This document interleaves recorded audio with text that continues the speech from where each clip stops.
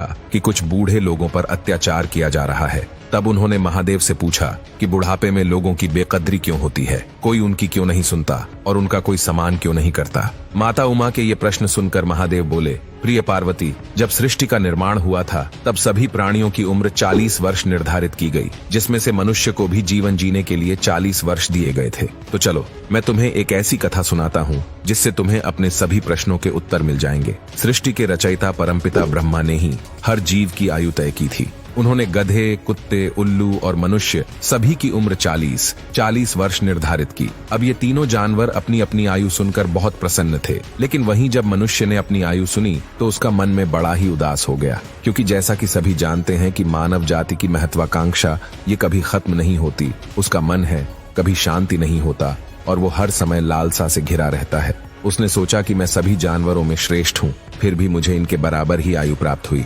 अब उस समय तो मनुष्य ने कुछ नहीं कहा और वो सभी वहां से चले गए। फिर कुछ समय बाद गधा भगवान ब्रह्मा के पास पहुंचा और कहने लगा, है प्रभु, आपने मुझे इतनी ज्यादा उम्र क्यों दी? मैं 40 वर्षों तक मनुष्य का बोझ उठाता रहूंगा। मुझे 40 वर्ष तक नहीं जीना, इसीलिए कृपा कर आप मेरी उम्र कम कर दें और केवल मुझे 20 वर्ष की आयु प्रदान करें।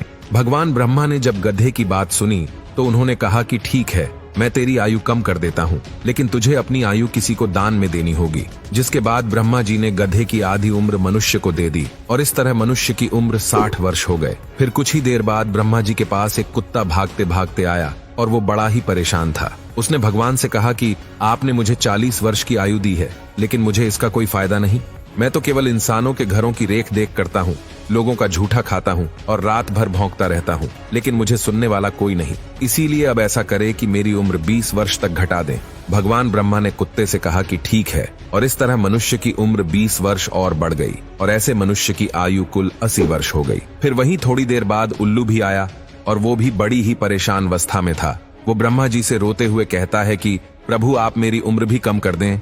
मैं रात भर सबकी रखवाली करता हूँ, पूरी रात जगता हूँ, लेकिन मेरा हाल चाल पूछने वाला कोई नहीं। इसीलिए मैं 40 वर्षों तक जिंदा नहीं रहना चाहता और आप मेरी उम्र आधी कर दें। भगवान ब्रह्मा उल्लू की सारी बातें सुनकर उसकी उम्र भी कम करने के लिए तैयार हो जाते हैं, जिसके बाद उल्लू की उम्र भी केवल 20 वर्ष रह जाती है और उसकी आयु के 20 साल भी भगवान मनुष्य को दे देते हैं। और दोस्तों, इस तरह मनुष्य की आयु 100 वर्ष हो जाती है, यानी कि मनुष्य की उम्र के केवल 40 वर्ष ही इंसान के होते हैं, लेकिन फिर वो 60 सालों तक गधे की उम्र जीता है। 40 से 60 के बीच वो गधे की तरह अपने परिवार का बोझ उठाता है, अपने बच्चों की जिम्मेदारी उठाता है और उन्हें पाल पोस कर बड़ा करता है। फिर मनुष्य 60 से 80 वर्ष का जीवन एक कुत्ते की तरह व्यतीत करता है। इस उम्र में उसे घर के एक कोने में चारपाई दे दी जाती है जहां वो पड़ा रहता है और उसी जगह पर उस व्यक्ति को खाना, पानी आदि दे दिया जाता है। अगर कोई घर में मिलने आता है तो वो अपने घर वालों को आवाज देता है कि देखो, कोई आया है। फिर भी उसकी आवाज सुनकर सभी अनसुना कर देते हैं। इसके बाद